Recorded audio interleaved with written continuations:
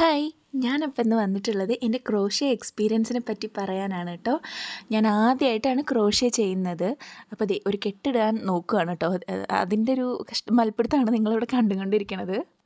അപ്പോൾ ദേ ഇങ്ങനെ ഒരു കെട്ട് ഒപ്പിച്ചിട്ടുണ്ട്. എനിക്കെന്താണെന്ന് വെച്ചാൽ അറ്റത്തെ നൂല് വലിക്കുമ്പോൾ ആ കെട്ട് റെഡി ആവണം. അങ്ങനെയായിരുന്നു ഞാൻ നോക്കിയിരുന്നത്. അപ്പോൾ ആ കെട്ട് ഇങ്ങനെ ഒപ്പിച്ചിട്ടുണ്ട്. പലരും മാജിക് റിംഗ് എന്ന് പറഞ്ഞിട്ടൊരു സംഭവം ചെയ്യാറുണ്ട്. അത് വെച്ച് അങ്ങനെ ചെയ്യുമ്പോൾ കറക്റ്റായിട്ട് കിട്ടാറുണ്ട്. എനിക്കതിൻ്റെ ടെക്നിക്ക് അങ്ങോട്ട് പിടികിട്ടുണ്ടായിരുന്നില്ല. അങ്ങനെ ഞാൻ ഇങ്ങനൊരു കെട്ട് വെച്ച് അഡ്ജസ്റ്റ് ചെയ്തു. ആക്ച്വലി എൻ്റെ ക്രോഷ്യ എക്സ്പീരിയൻസിനെ പറ്റി പറയുകയാണെങ്കിൽ ഞാൻ ഈ ക്രോഷ്യയിലേക്ക് വന്നത് ഒരു പോൾ ഇട്ടിരുന്നു. എന്ത് ടൈപ്പ് വീഡിയോസാണ് എൻ്റെ വ്യൂവേഴ്സിന് കാണാൻ ഇഷ്ടം എന്ന് ചോദിച്ചിട്ട്. അപ്പോൾ പലവരും ജ്വല്ലറി മേക്കിംഗ്, പലവരും ക്രാഫ്റ്റ് വീഡിയോസൊക്കെ പറഞ്ഞു. പിന്നെ പ്രോഡക്റ്റ് റിവ്യൂ അങ്ങനെ അധികം ആരും കുത്തിയിട്ടുണ്ടായിരുന്നില്ല. വളരെ കുറവ് പോളാണ് വന്നത്. അതിൽ ഒരാൾ മാത്രം അതേഴ്സിൽ കുത്തിയിട്ട് ക്രോഷ്യ ചെയ്യാൻ പറഞ്ഞു. അപ്പോൾ ക്രോഷ്യ എനിക്കറിയാത്ത സംഭവമാണ്, എന്നാലും ഞാൻ ട്രൈ ചെയ്യാമെന്നുള്ളത് പറഞ്ഞിരുന്നു. അങ്ങനെ ഞാൻ ആദ്യമായിട്ട് ക്രോഷ്യ ട്രൈ ചെയ്യണേ. ആക്ച്വലി ക്രോഷ്യ എനിക്ക് കണ്ടിട്ടാണെങ്കിലും അതിൻ്റെ മറ്റേ ഫൈനൽ ഔട്ട്പുട്ട് അങ്ങനത്തെ സാധനങ്ങളൊക്കെ കണ്ടിട്ടാണെങ്കിലും എനിക്ക് നല്ല പരിചയമുണ്ട്.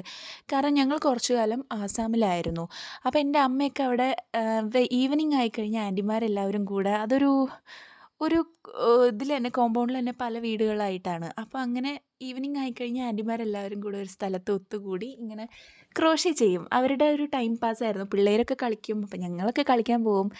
ഈ ആൻറ്റിമാരൊക്കെ ഇരുന്നിട്ട് ക്രോഷ്യ ചെയ്യും. അപ്പോൾ അങ്ങനെ എൻ്റെ അമ്മയും കുറേ സാധനങ്ങൾ ക്രോഷ്യ ചെയ്ത് വെച്ചിട്ടുണ്ട് കേട്ടോ. അമ്മ അങ്ങനെയാണ് പഠിച്ചത് അവിടെ പോയതിന് ശേഷം. അപ്പോൾ ഇതൊക്കെ കണ്ടിട്ടുള്ള പരിചയമൊക്കെ എനിക്കുണ്ട്. ആ ക്രോഷ്യൻ്റെ നീഡിലിന് അവിടെ കുർസ് എന്നൊക്കെയാണ് പറയുക. അപ്പോൾ ക്രോഷ്യയുടെ നീഡിലാണെങ്കിലും ത്രെഡാണെങ്കിലും ഒക്കെ എൻ്റെ വീട്ടിൽ ഉണ്ടായിരുന്നു. പക്ഷെ ഞാൻ എന്നാലും ഈ പെർട്ടിക്കുലർ പ്രോജക്റ്റിന് വേണ്ടിയിട്ട് ഞാൻ വേറെ നൂല് വാങ്ങി കേട്ടോ, ഈ കളറിന് വേണ്ടിയിട്ട്. അങ്ങനെ ഞാൻ ഒരു വൈറലായിട്ടുള്ള ഒരു റോസ് ബ്ലാങ്കറ്റ് ബൊക്കെയുണ്ട്. ഞാനിങ്ങനെ സെർച്ച് ചെയ്തപ്പോൾ എനിക്ക് കിട്ടിയതാട്ടോ ഈ സാധനം. അപ്പോൾ എനിക്ക് ഭയങ്കര ഇഷ്ടമായി. എനിക്ക് ഈ ബ്ലാങ്കറ്റ് പോലെ തന്നെ ചെയ്യണമെന്ന് ഭയങ്കര ആഗ്രഹമായിരുന്നു. അങ്ങനെ ഞാൻ ബ്ലാങ്കറ്റായിട്ട് തന്നെ ചെയ്യാമെന്ന് പറഞ്ഞ് തുടങ്ങിയ സാധനം എനിക്ക് തുടങ്ങിയപ്പോഴാണ് അതിൻ്റെ ഡിഫിക്കൽട്ടി മനസ്സിലായത് കേട്ടോ. പിന്നെ ഈ സ്റ്റിച്ചൊക്കെ എന്ത് സ്റ്റിച്ചാണ് പേരൊന്നും എനിക്കറിയില്ല കേട്ടോ. ഞാൻ പല വീഡിയോസ് കണ്ടിട്ട് കണ്ട് എനിക്ക് ഒരു വീഡിയോയിലൊന്നും നിൽക്കാൻ പറ്റിയില്ല. ഇതിപ്പോൾ എല്ലാ വീഡിയോസും കണ്ട് അതിൽ മനസ്സിലായിട്ടുള്ള ഒരു തരം സങ്കരയിനം സ്റ്റിച്ചാണ് ഞാനിവിടെ ഇട്ടുകൊണ്ടിരിക്കുന്നത്. നിങ്ങൾക്ക് കാണുമ്പോൾ മനസ്സിലാവുന്നുണ്ടാവും. ക്രോഷ്യ അറിയുന്ന ആൾക്കാർക്കൊക്കെ മനസ്സിലാവുന്നുണ്ടാവും. അപ്പോൾ ഇത് ഒന്ന് പ്രാക്ടീസ് ചെയ്താൽ ആവുന്ന ഒരു സാധനമാണെന്ന് എനിക്ക് തോന്നുന്നു. പക്ഷെ അതിനായിട്ടുള്ള സമയം വേണം. നമുക്ക് ഒരുപാട് ഫ്രീ ടൈം ഉണ്ടെങ്കിൽ മാത്രമേ ഇത് ചെയ്ത് തീർക്കാൻ പറ്റുള്ളൂ. അല്ലെങ്കിൽ ഒന്ന് കൈയെടുത്ത് കഴിഞ്ഞാൽ എനിക്ക് തോന്നിയിട്ടുള്ളത് പിന്നെ അടുത്ത ഇത് ചെയ്യുമ്പോൾ നമുക്ക് വേറൊരു ഇതിലാണ് വരണേ. ഇതിൻ്റെ കണക്കും കാര്യങ്ങളൊക്കെ മനസ്സിലാക്കാൻ അത്യാവശ്യം പാടുണ്ട് കേട്ടോ. മേ ബി എൻ്റെ ആദ്യത്തെ പ്രൊജക്റ്റ് ആയതുകൊണ്ടായിരിക്കും എനിക്ക് അങ്ങനെ തോന്നണത്.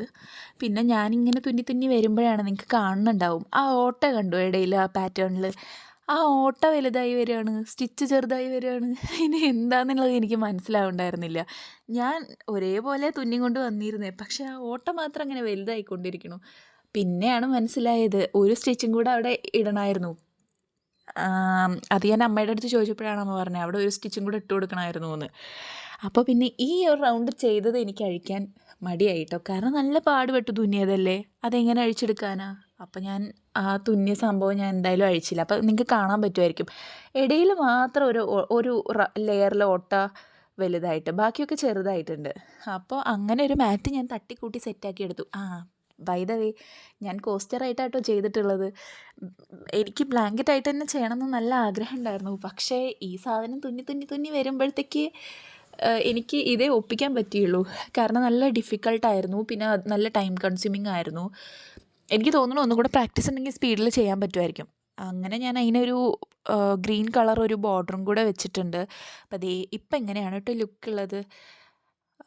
അപ്പോൾ ഇനിയൊരു പൂവിൻ്റെ അവിടെ നല്ല മൽപ്പിടുത്തമായിരുന്നു കേട്ടോ. പൂവ് എനിക്ക് കുറേ വീഡിയോസ് കണ്ടു. എനിക്ക് റിയലിസ്റ്റിക് ആയിട്ട് തോന്നുന്ന റോസ് അങ്ങനത്തെയൊക്കെ സാധനങ്ങൾ ഉണ്ടാക്കണം എന്നായിരുന്നു. ഞാൻ പറഞ്ഞല്ലോ ബ്ലാങ്കറ്റായിട്ട് ഇടുമ്പോൾ നല്ല ഭംഗി വേണമെന്ന് കരുതിയിട്ട് ഞാൻ അതൊക്കെ വിചാരിച്ച് വെച്ചേ. പക്ഷേ പൂവുണ്ടടാ എത്ര ചെയ്തിട്ട് സെറ്റ് ആവണില്ല. ലാസ്റ്റ് ഞാനൊരു തട്ടിക്കൂട്ട് റോസ് ഉണ്ടാക്കി, എൻ്റേതായിട്ടുള്ള ഒരു റോസ്. ഇത് കണ്ട റോസാണോ ചോദിച്ചു കഴിഞ്ഞാൽ നമുക്ക് എഴുതി ഒട്ടിച്ച് വെച്ച് സെറ്റാക്കാം. റോസാണെന്ന് ആൾക്കാരെ കൊണ്ട് പറയിപ്പിക്കാം. എഴുതി ഒട്ടിച്ച് വെച്ച ആൾക്കാർ പറയും കേട്ടോ. അല്ലെങ്കിൽ റോസാണോ എന്നുള്ളത് എനിക്ക് സംശയമാണ്. നിങ്ങളൊന്ന് കണ്ടിട്ട് പറയൂ.